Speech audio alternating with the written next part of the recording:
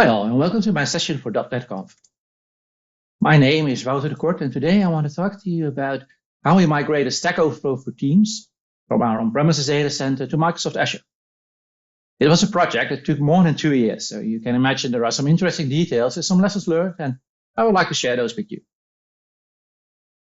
But before we dive into the technical details, what is Stack Overflow for Teams? As a developer, you probably know stackoverflow.com, a very popular question and answer site with millions of users. Stack Overflow for Teams is the private version of stackoverflow.com. It's a software as a service that you can use within your organization to share knowledge and to collaborate. And there are some key similarities and differences between Stack Overflow and Stack Overflow for Teams. First of all, they both share the exact same code base. This is a .NET code base that's now over 15 years old. Depending on configuration settings, you can run a public Stack Exchange network or a private Stack Overflow for Teams product. Our code base is mainly a big monolith, but we also have some supporting services, for example, for running scheduled jobs, sending email, and a custom-built high-performance index of questions and answers. Now, the usage patterns for stackoverflow.com and Teams, those are different. Where on Stack Overflow, we have millions of questions on a single site, and as a result, millions of users visiting those questions. Teams has many different sites, or teams, that contain a smaller set of questions and answers and are sharded across many databases. But fundamentally, both products are the same. They both use Windows virtual machines, SQL Server, Elasticsearch, and Redis for caching. To understand our approach to our Azure migration, it's good to know that what our data center architecture looks like on a high level. As you can see here in the diagram, we have two sides to our data center architecture. First, the DMZ, or the demilitarized zone, and on the right, the TFZ, the Teams firewall zone, or sometimes also called the Teams fun zone. The DMZ has been there since the beginning. This is where we run our public websites and the whole Stack Exchange network. As you can see, we are fronted by a CDN, and we have a load balancer. We got virtual machines running for the web tier and the service tier. And we use Elastic and Redis and SQL Server to store all the data. Now, when we started building the Teams product, we wanted to make sure that all the data in Teams was secure. Because of this, we added a TFZ. This is a firewall zone that no one can RDP into or do anything else with. It's not accessible to us as developers except in very special circumstances. Now, let's say that you hit stackoverflow.com/c/the name of your team. What will happen is that you send a request. It goes to the load balancer. It goes to one of the VMs in our web tier. And that sees, hey, I'm trying to access something with /c, so I'm trying to access a team. It looks in the sites database and figures out what the name of the team is and where it's located. And then it forwards your request to the other side of the data center. That's the side where all the Teams data resides. So that side runs the same code, just runs it in a different configuration, so it has access to the secure Teams data. It will render the result, and then it goes back to the user. So when we talk about moving Teams to Azure, we have a couple of steps to go.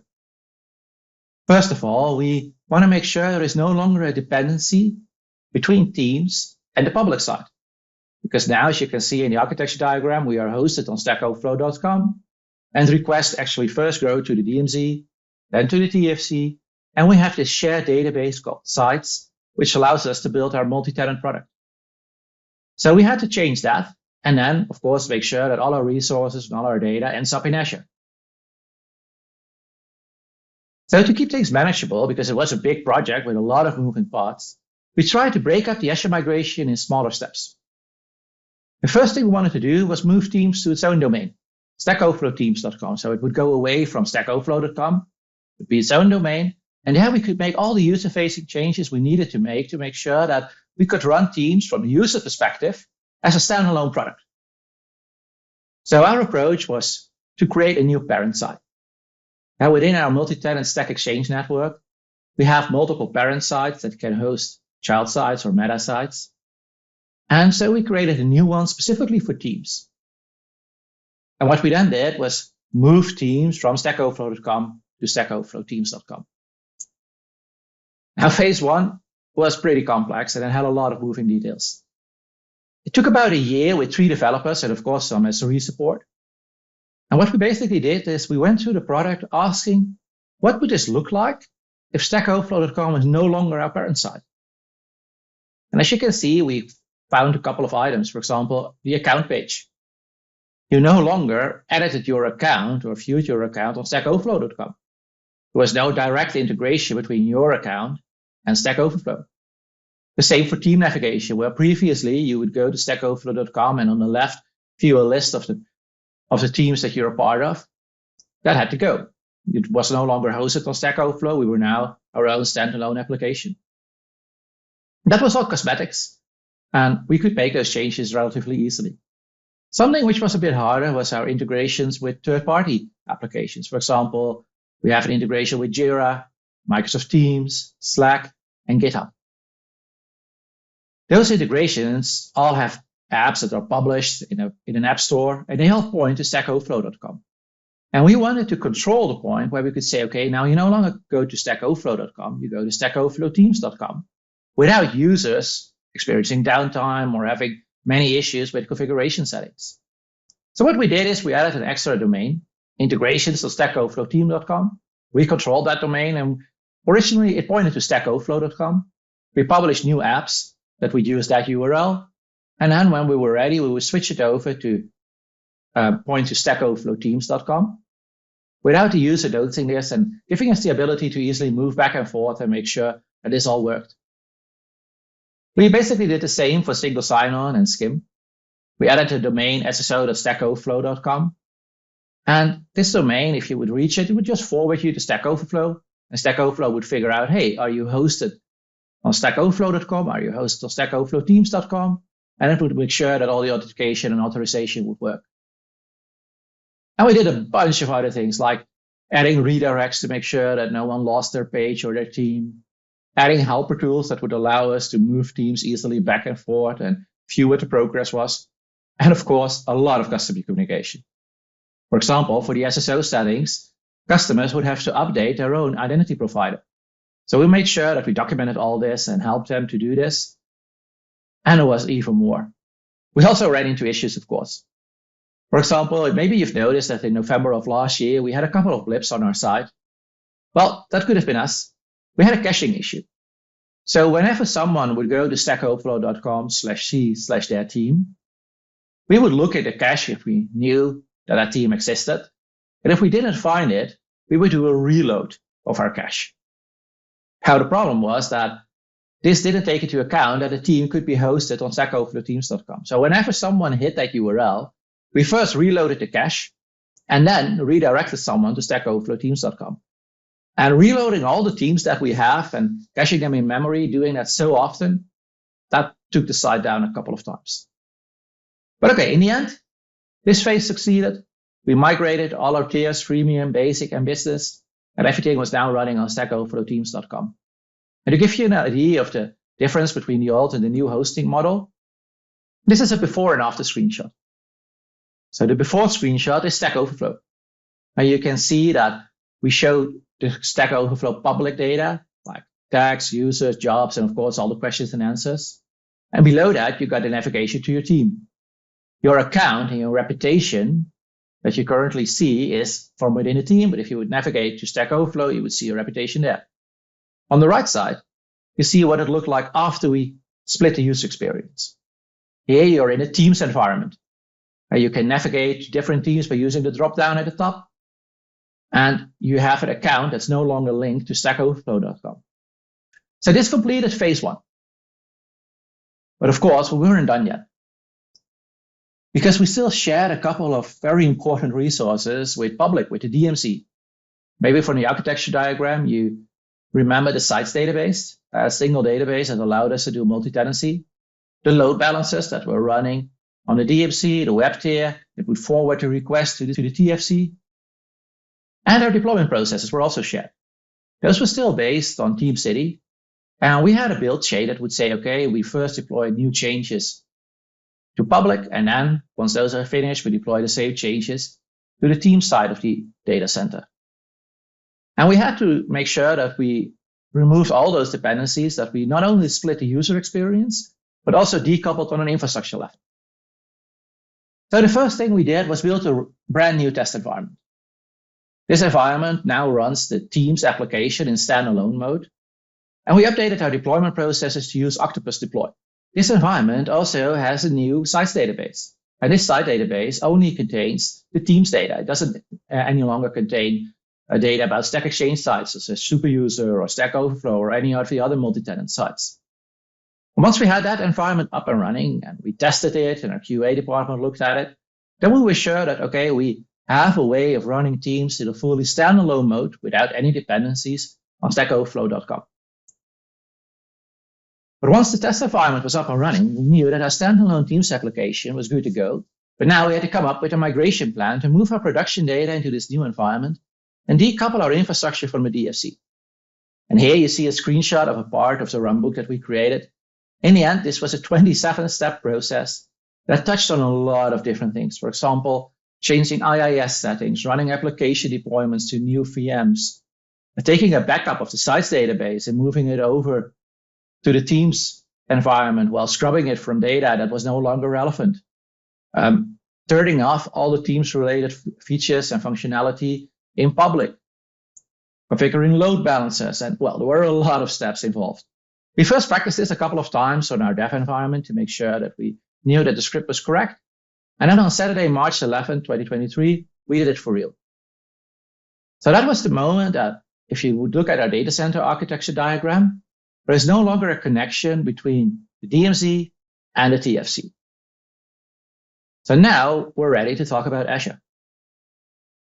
In our data center, we basically have a bunch of Windows Server virtual machines, Redis, Elasticsearch, Fastly, and HA Proxy for load balancing, and then SQL Server for all the data. And we decided to do a lift and shift to keep things as simple as possible. Of course, we want to modernize our application and start using cloud-native resources. But first, we wanted to make sure that we had a good scenario to get from the data center into Azure, have a fallback to on-premises if things might go wrong, and make sure that once we're in Azure, everything works, and then we started modernizing our application slowly. So this is a diagram of what our final Azure architecture looks like. And there is a lot happening here, and I'll go into some detail in the next slides to discuss some interesting stuff. But at a high level, what you see here is our infrastructure. Everything is deployed through Terraform. We use infrastructure as code. We use Octopus to deploy both the infrastructure and the application. We still use Fastly. We no longer use HA Proxy. We've switched to use Azure Application Gateway. Our virtual machines run in a virtual machine scale set. Elasticsearch runs on Azure Kubernetes service. Azure Redis Cache is a fully managed service that we can use. And we still have virtual machines running SQL Server. And at the top, you see some other cloud-native resources like Key Vault, blob storage, and the DNS private and public zone handling. Now, first, let's look at our virtual machine scale set. We run pretty big VMs. We run virtual machines with 32 cores and 128 gigs of memory. This is mostly because Stack Engine, our optimized index, requires a lot of memory. One big change we made in comparison to on-premises is that we started using immutable base images that we create with Packer. On-premises, we use Ansible and Puppet to configure our virtual machines. We use a custom-built tool called Patcher to patch our virtual machines. And that was just a brittle process. So in Azure, we made a decision, okay, we're going to create a base image that has all the required dependencies, such as IIS installed, dotnet runtime, settings that we required for our application, and some other things. And of course, always the latest security patches. That image was built. We do that once a week, or if it's necessary, if an urgent update is needed. And then we create a new image that's stored in Azure, and then the virtual machine scale set knows that it needs to go and change all the VMs to use this new base image. But because we have two different pipelines for our application deployment and for deploying the virtual machines and all the infrastructure, this requires some coordination. And what we ended up with is once a VM gets added to the virtual machine scale set, it boots. The Octopus agent that's installed in the image launches. it registers itself with Octopus, and Octopus knows, hey, there is a new VM. And then it triggers an application deployment for that specific VM. And what it does, it goes through all our applications that you can see here. We got a couple. They all land on that VM. And we have a meta health endpoint that we check that basically reports, are all the newly deployed apps healthy? Yes. Continue on with the next VM. No. Keep monitoring it. But if something happens, raise an alert. This meant that we had to add health endpoints to all our applications that would report that the application was ready, that it started successfully, and that it was live and could start accepting traffic. This nicely integrates with our Azure Application Gateway. We chose Azure Application Gateway because it integrates very nicely with our virtual machine scale set. What we did is we deployed two gateways in different network subnets, one for public access and one for private access. And one for public access is linked to Fastly with mutual TLS to make sure that everything is secure. And what we did in our application pipeline is that we built a custom script for rolling deployments. So what we do is whenever we deploy the app to an existing VM, we first mark it as unhealthy in the Azure Application Gateway. Because it's unhealthy, Application Gateway stops routing traffic to that specific VM. We deploy the new app. It comes up as healthy. Application Gateway notices that it's healthy again, and we move on to the next VM. Now, another very big part of our migration was our SQL service and the question, how do we get our data into Azure? As you can imagine, we have a lot of data. And we also wanted to make sure that we could have a fallback scenario in case things went wrong in Azure. So what we did is we spun up SQL virtual machines in Azure with the exact same configuration as we have on premises. So on premises, we had a certain version of Windows, certain version of SQL Server, and we made sure that those matched. And then we created an availability group that spanned both Azure and on-premises, with the Azure machines being in a read-only mode. And that synced the data. And once all the data was synced, if we would open our Azure environment, we would basically see what you now see on the screenshot, that the site is in read-only mode. So then we knew that all the data was in Azure, and that it was secure, and that we could easily fall back in both directions by just switching whichever environment was our primary environment. We also had to make some choices for Elasticsearch and Redis. Redis was easy. There is a managed Azure Redis cache that worked really well for us. We use private link to make sure that it's not accessible to the internet. And we could just use it for our application without any code changes. Elasticsearch was a bit more difficult. We first wanted to use Elastic Cloud with the same ID as Azure Redis cache. We don't have to manage it. But the moment we started loading production data into it, we noticed that it was throwing errors and the master nodes would go offline and things were happening.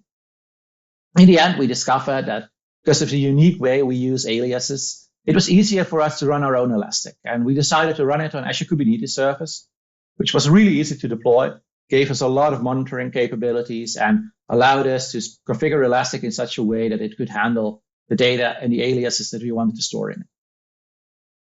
So at this point, we have a running environment in Azure, and we basically completed phase 3. Azure is now a secondary. Everything is deployed. Application works. We can view the data. We just can't edit it because it's in read-only. And that brings us to phase 4 and 5. In phase 4, we run Azure as a primary and on-premises as a secondary. So we basically made the switch. We could still fall back to on-premises if that was required, but fortunately, that didn't happen, and we could just move along. Once that happened, we had Azure as a primary, on-premises as a secondary, but we wanted a different secondary also in Azure. So our original environment runs in east to west. We made some changes, and now we deployed a secondary in Azure to west to west. And it was really easy to do this because all our code was infrastructure as code, and all our pipelines were automated. And once we had that secondary environment up and running, we disconnected the on-premises data center from Azure by closing down the firewalls, by removing the on-premises virtual machines from the availability group for SQL Server. And that concluded phase 5. This is about July this year when we concluded that phase. And now Stack Overflow for Teams is fully running in Azure. Now, of course, we didn't stop after the successful migration of Stack Overflow for Teams to Azure. Now that we are in Azure and we're disconnected from the data center, we started investigating which cloud-native services we can use to make our application easier to deploy, easier to operate, and scale in Azure. One of the things that we're currently working on is moving our application from the virtual machines that are running in the virtual machine scale set to containers. Why did we choose containers? Well, we actually also looked at Azure Web Apps, but for us, containers makes more sense because it also allows us to use containers locally on a developer workstation, and it allows us to make sure that our SREs have all the operational tools they need to see what's happening with the app and how they can operate it as best as possible. So we already used Azure Kubernetes Service to run Elasticsearch. So for us, it was easy to keep building on that foundation and start adding our application in containers. We choose to use Docker for this. So we currently are building the Docker files for all our applications and making sure that those work correctly. And then we use Helm to write our Kubernetes manifests and help us with deploying this. One of the cool things we use is the external secrets operator for Kubernetes. This allows us to integrate with Azure Key Vault, take the secrets that we have, and inject them into the Kubernetes cluster where all our apps can use them based on the authorization they have. And this works really nice. Something else that we've added is the use of Kyverno. This is a tool that runs in our GitHub Action pipelines, and that scans the container definitions that we have and the Helm files that we have and makes sure that we're following the best practices that we've set as an organization. All in all, this is going pretty well. And currently, we're already running one service, the scheduler service, in production on Kubernetes. And we're looking at moving the second one, Stackmail, for sending emails from our dev environment to production somewhere this week. In addition to containers, we're also looking at Azure SQL Database. One place where we're already using this is for our ephemeral environments. Now we have our stable dev and production environments, but we also have a couple of other environments. For example, one where we test infrastructure changes, one where we run a bunch of automated testing that happens every night and during the day. And those ephemeral environments are easy to spin up and tear down again if we want to reuse something and make sure they're clean. And to enable us to do this, we've also added support for Azure SQL Database. We're also looking somewhere maybe in the future to migrate our SQL VMs to Azure SQL Database so we don't have to patch those. But as you can imagine, with the thousands of databases that we have in production, Azure SQL Database has some constraints that we need to investigate and make sure that it's safe to use those. If you want to know more, we wrote a couple of blog posts about the cloud migration. You can find part 1 and 2 on our blog, and those go into way more detail than what we could do in these 30 minutes. If you have questions or you want to discuss something, please reach out on our socials. You can use our Twitter account, or you can look at our blog and find these 2 posts and leave a comment, and we'll be happy to get back to you. So thank you for listening to this session, and please enjoy the rest of .NET Conf.